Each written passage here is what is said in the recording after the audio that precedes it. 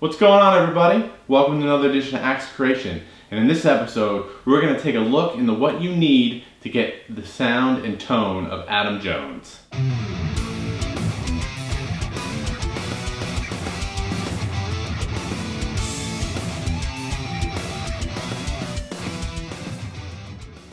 So this lesson has been a while in the making. You guys have been asking for this for a really long time. I've always answered people, but I don't know why I've never made a video of it. So I wanted to put it together for everybody. Okay? So we're gonna take a look at two different things. We're gonna look at first a good heavy rhythm sound, and then some of the effects and the pedals that I use, and kind of the bare bone minimum. And hopefully what you get away with this is how to approach your rhythm sound, and hopefully you also see that you don't need to go out and spend thousands of dollars to get his tone and kind of emulate that sound. You can really kind of go at it with a very bare bone minimum, okay? So like I said, first we're going to do the amp. For this particular video, I am using a Panama Shaman. Okay, it's a two channel amp. I'm on the second channel, the dirty side. It has two modes. It has crunch and high gain. And that's the first thing I want to talk about, is that you don't need a high gain metal sound to get Jones's tone. Okay, that's not what you want. It's going to be too much. Okay, it won't have the subtleties, and it'll just be too aggressive. All right, so you need a good crunch tone, but a nice hard rock crunch tone. Something with a moderate to high gain, amount of gain. All right, this way when you're kind of chugging on that open D, you still feel it. You still feel it purr a little bit. All right, and speaking of that, make sure you're in drop D tuning. I'm assuming you're going to be in a drop D tuning. That's the best way to explore, because 98% of his songs are in a drop D tuning. So like I said, I am running the Panama Shaman on the second channel on crunch mode. Okay, and I'm running that into Torpedo Live in the background, and I'm running through that through a Mesa 112. Okay, and all right, so let's dig in here. So I've set the amp all on 12 o'clock. Okay, so this is what it sounds like on 12 o'clock.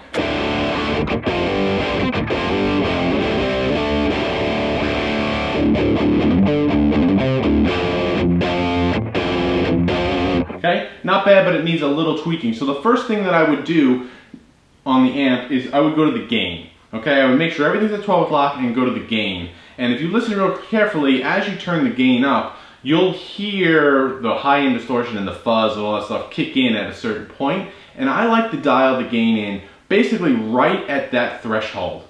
And then obviously in a live situation or recording situation, you can adjust that. Okay, so take all of this with a grain of salt. Every amp is going to behave differently. No treble knobs are created equal. Okay, so if I listen real carefully,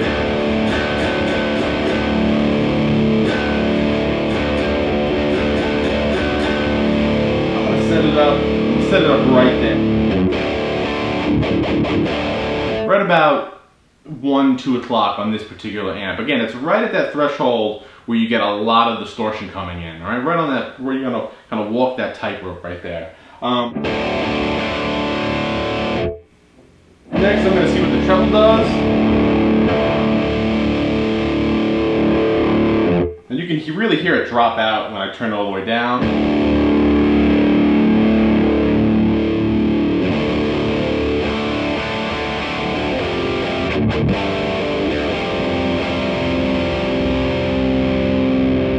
So again, I have the treble now about 1 o'clock. You don't want to put too much treble, because then it kind of becomes too fizzy, and the crispness on top becomes too much, especially at loud levels. All right. So now the mids, and now Adam Jones's tone, it's got a lot of mids. It's very mid focused. So you, unless you have a very mid heavy amp, you're not going to want to drop that. You're not going to want to get a scooped sound for this. All right. I'll show you what that sounds like.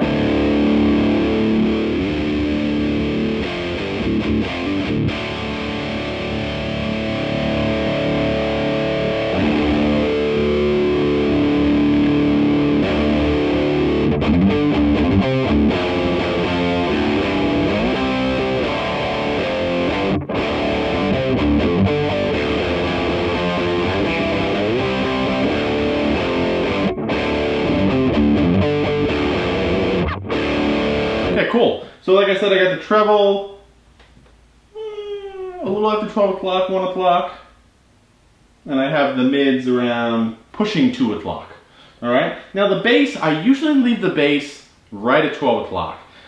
Too much bass, it might sound good in your bedroom because it fills up the tone a little bit, and it's just nice to have that low end because you're not playing with a drummer or a bass player. But in a live situation and high volume situations, your bass is going to just step over everything.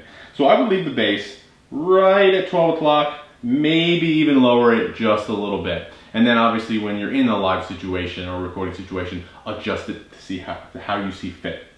Now, on this amp, the next one is presence. Now this is a really important one because it kind of controls the high end crispness, and too much of it becomes way too fuzzy and aggressive.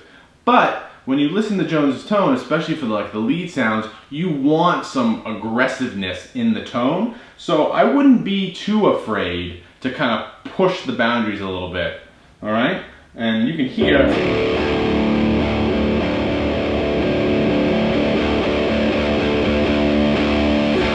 that's way too much. So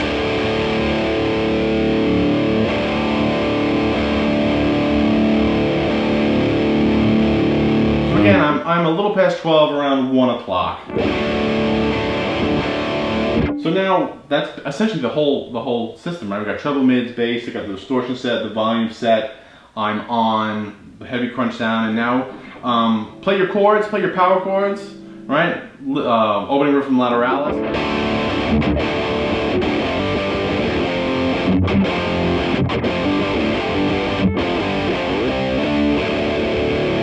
Right, it's a good one just to get a sense of how the drop D riffs are going to sound. Here we got no quarter.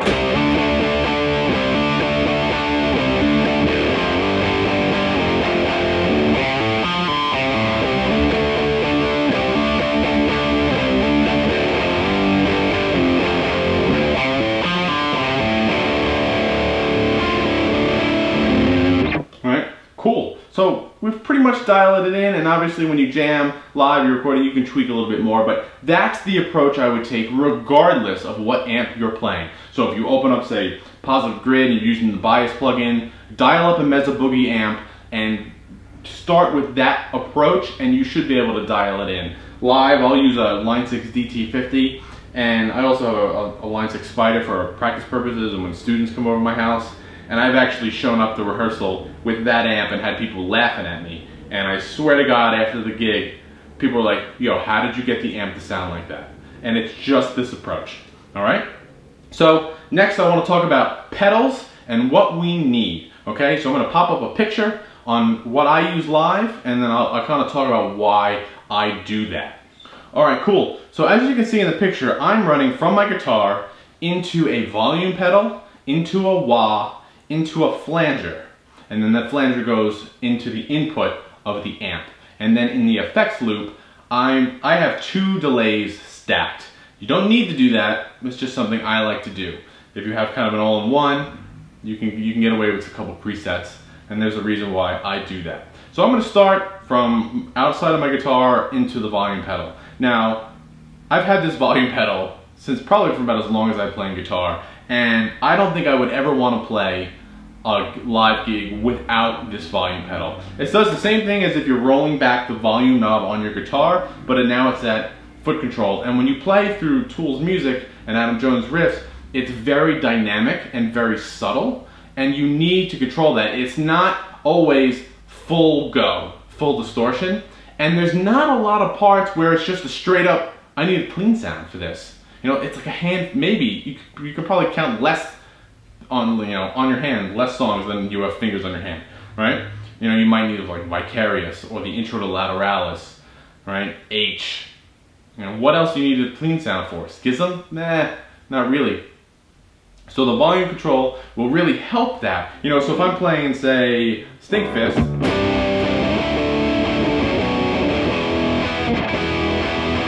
right? It's tough to just jump in, right?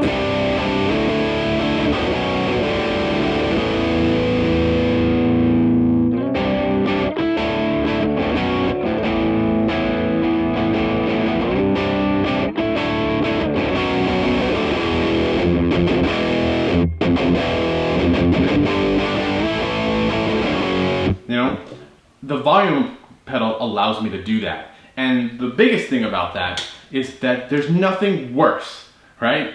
If you have a 2-channel amp and you have switches, foot switch, and you step on the channel change and it's clank, and it's just an abrupt change over to your clean sound, that does not work for me at all. And it doesn't work when covering Tool music. And like I said, for the most part, you don't even need a clean sound. You can just dial back your volume pedal and you can play very low, very clean, very dynamic, maybe with a little bit of breakup, and you can get so much going on. All right, next is the wah pedal. All right, I'm using a Dunlop Jerry Cantrell wah. I love it. I usually set it more aggressive, right? Just because it allows to be more aggressive and loud during solos. And it's funny because, you know, Jones will use a talk box, and it even sounds like he might use some like envelope filters here and there. I don't know Jones's rig. I just hear what I hear when I listen to the record. And the wah is a great substitution on that. And it's funny because I basically, anytime I play any kind of lead in the Tool, any of the Adam Jones solos, the wah it's on. It's just on, always on. All right, you know, so we'll work on that. So the flanger's not always there, and the flanger is not necessary. Okay, it's like sprinkles on ice cream, right? It's the icing on the cake, so to speak. Certain songs, you know, like maybe some Sober, it's in Stinkfist, parts of H, it's there, and as long as it's subtle, it'll work and it'll sound really nice. All right, but it's not mandatory. All right, I've played plenty of gigs without a flanger, and nobody cares. And that's the one thing also that I want to stress at this. If you're playing live, nobody cares. No one's gonna go, "Yo, bro, you didn't really have that flanger or that delay sound dialed in right." Everyone's at the bar, having a drink, having a good time, and rocking out. So as long as you bring that energy into the performance, everyone's gonna love it. Okay? And now I want to talk about the delays. Okay? I have an MXR carbon copy, and I also have a TC Electronic flashback. And I like to stack them for a couple reasons. One, I like to set the MXR in a short delay. Alright, so if I dial back my volume pedal,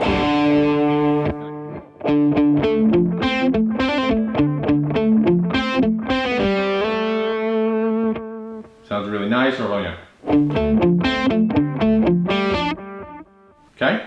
Sounds really nice for all of those type of parts. And I usually set the TC Electronic, the flashback, for a long delay. And I don't usually play that one together, but I'll pop them both on for solos. You know, so and you can hear them together.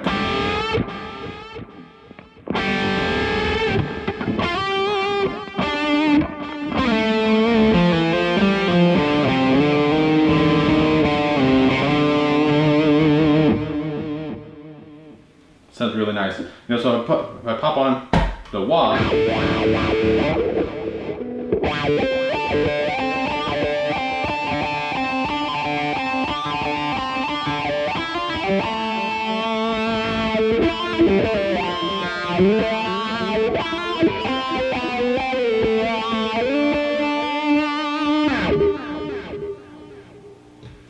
alright, so that sounds really nice.